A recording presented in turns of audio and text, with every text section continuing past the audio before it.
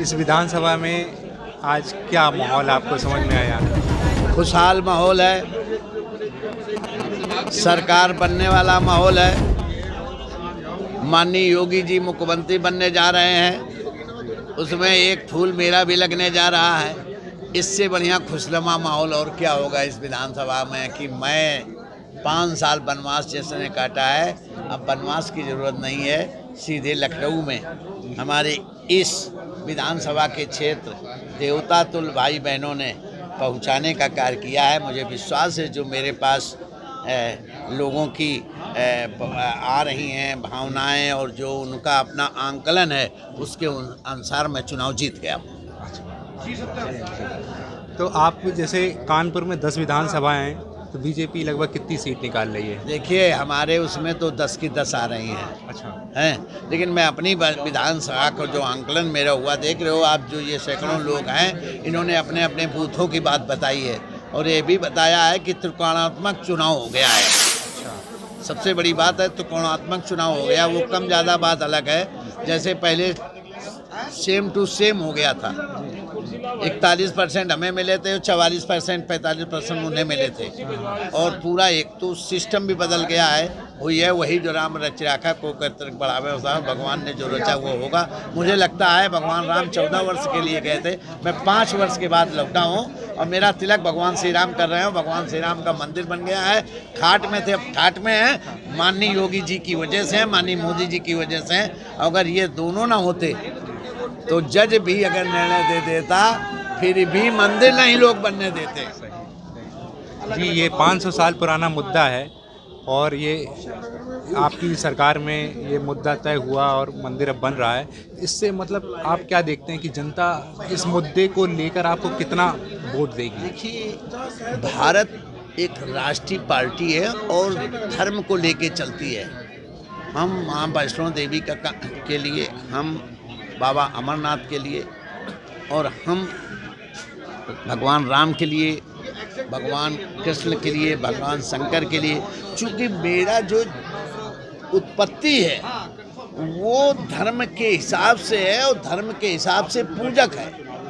मैं उस पूजक पद्धति से हूँ जिसको लोग सब चाहते। राम केवल यहीं के नहीं है, राम विश्व में जानते जाते हैं। इंडोनेशिया आज जो मुसलमानी क्षेत्र है वहाँ रामलीला होती है क्योंकि राम के अच्छे कार्य थे।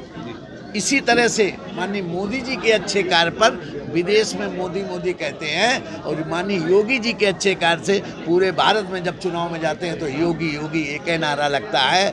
अब क्या है 22 में लगेगा नारा, हम लोग वहीं कहेंगे विधानसभा में योगी योगी योगी। चलिए सही है। अच्छा, आपसे अगर कहा जाए कि विकास या धर्म, तो या दोनों, तो आप दोनों मतलब इनमें से क्या? भारतीय जनता पार्टी विकास और धर्म दोनों लेके चलती है, किसी धर्म का नुकसान नहीं करती है, लेकिन धर्म का जो सिस्टम है उस सिस्टम से करती है। धर्म किसी का नहीं, हमारे यहाँ हिंदू मुस्लिम सिख ईसाई पूरे भारत में लोग रहते हैं। कोई चर्च में जाता है, कोई मस्जिद में जाता है, कोई गुरुद्वारे जाता है और हम सब मंदिर जाते हैं। बस अंतर ये है कि हमारे राम भी हैं, हमारे कृष्ण भी हैं, हमारे शंकर भी हैं, हमारी दुर्गा मैया, हमारी वैष्णो देवी है। तो हम धैर्य वाले हैं, धर्म के साथ धैर्य है और धैर्य के साथ सब मिलके काम करते हैं। तो बाकी तो ये है कि सारे धर्म हैं, सभी धर्मों का हम लोग सम्मान करते हैं। तो मुझे ऐसा नहीं लगता है, हर देश में राजनीति के साथ धर्म होगा ही, चाहे उसका एक धर्म हो।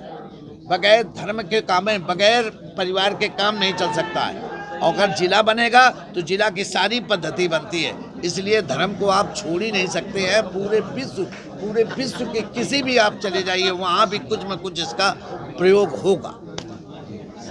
अच्छा, कानपुर के विकास के लिए आप लोग का क्या रोड मैप है? देखिए कानपुर का विकास का रोड मैप जब हमारी भारत सरकार के मंत्री सोच रहे हैं, अभी माननीय गडकरी जी आए थे, एलिवेटेड रोड दे गए रामा देवी से लेके और हाईलैंड तक। 50 मिनट में अभी माननीय योगी जी बोल गए 50 मिनट में लखनऊ पहुंच जाएंगे। इतना बढ़िया वो मिल रहा है। झकरकटी पुल बन गया, जयपुरिया क्रॉसिंग वो बन रहा है टोल रूम बन गए। एक रिंग रोड की बहुत पुरानी डिमांड है, वो कब तक आप ये अगर इतने हम जानते तो मैं 5 साल पहले चुनाव जीत जाते। आप चिंता मत करो, थोड़ा रुको, होगा, सब करेंगे वाजपेयी।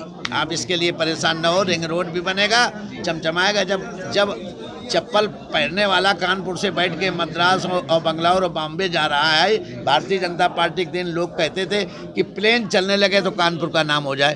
प्लेन चलने लगी, ट्रेन बढ़ गई और सड़क चलने, चतुर्मुखी विकास होने लगा। आज दिल्ली आदमी 4 घंटे में पहुंच जाता, ट्रेन बाद में पहुंचती, लोग पहुंच जाते, किसकी ट्रेन है।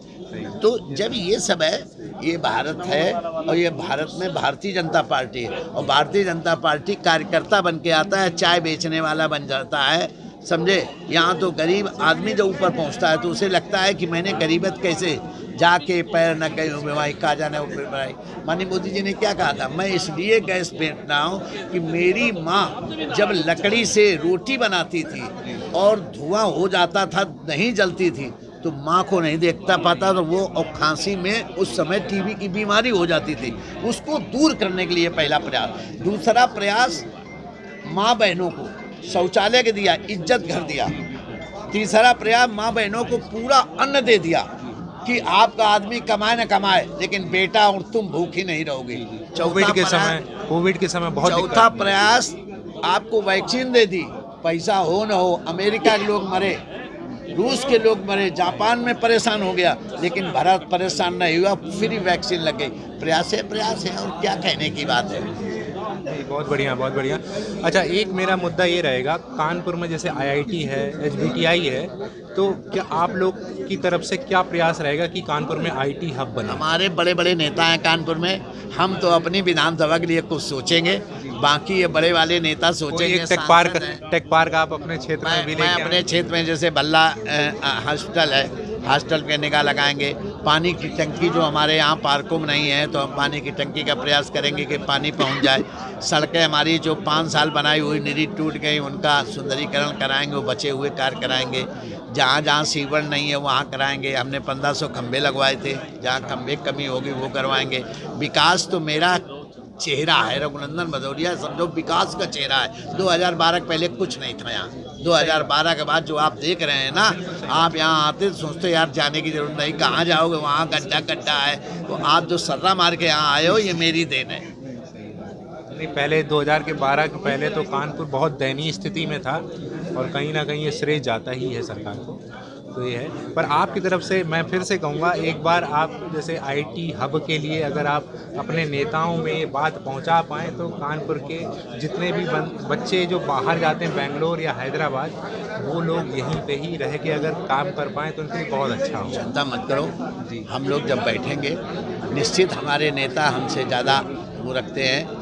मैं इसलिए कह रहा हूँ कि मेरे यहाँ कोई ऐसी जगह नहीं है, अगर मैं मांगूँ तो मेरे पास कोई ऐसी जगह नहीं है कानपुर में कहीं भी। वो तो ये देखिए सबकी सोच है, जब हमारा ऐसा समय आएगा तो मैं मांगूंगा। अभी विधायक बनने दीजिए, मैं आप लोगों के सुझाव पे विचार करूंगा और उस समय आइए तो एक आप बताइए तो मैं दूंगा, प्रयास करूंगा। बाकी तो प्रयास करना होता है, बात पहुंचानी होती है। आपकी सोच अच्छी है कि कानपुर में योग्य व्यक्ति बंगलौर न जाएं, और बल्कि कानपुर में ही और अच्छी ढंग से डिग्री लें और कम पैसे में लें और घर के घर बने रहेंगे, तो ये तो निश्चित हम लोग सोचेंगे। अच्छा, और आप प्रदेश में कितनी सीटें देख रहे हैं? अब सब हमसे पूछोगे तो फिर भगवान राम से भी कौन पूछेगा। ये भगवान राम के यहाँ चले जाओ, बता देंगे। उनके तो सपने में आ रहे हैं, समझे। तो तुम वो एक सपना देख लो, बता दो का लिखा है। अब उनके हिसाब से तो हमारी एक सीट नहीं आ रही है, क्योंकि उन्होंने कहा 400 आ रही हैं। और उनके जो विपक्ष के नेता चौधरी जब विधानसभा चल रही थी तो माननीय खन्ना जी बोले कि देखिए हमारी सरकार बनेगी, तो बोले तुम्हारी सरकार पहले 3 जीत के दिखाओ। मैं नहीं कह रहा हूँ, ऑन रिकॉर्ड है, 3 जीत के दिखा दो, 3, क्योंकि 400 अखिलेश ने कही और 3 छोड़ी रहें तो वो चैलेंज कर दी। काहे परेशान हो, सब हमारा है। ये सब बोलने वाले खत्म है, जो करेगा वही जाना जाएगा। अब वो चला गया कि आपने कागजों में बोल दिया, हवा में बोल दिया, भाषण में दे दिया, कुछ नहीं। जो जनता बहुत समझदार है, जनता कहती मैं जानती हूँ। बहुत बहुत समय देने के लिए बहुत बहुत धन्यवाद। सब्सक्राइब कीजिए हमारे चैनल को और बेल आइकॉन को दबाइए हमारी लेटेस्ट वीडियो सबसे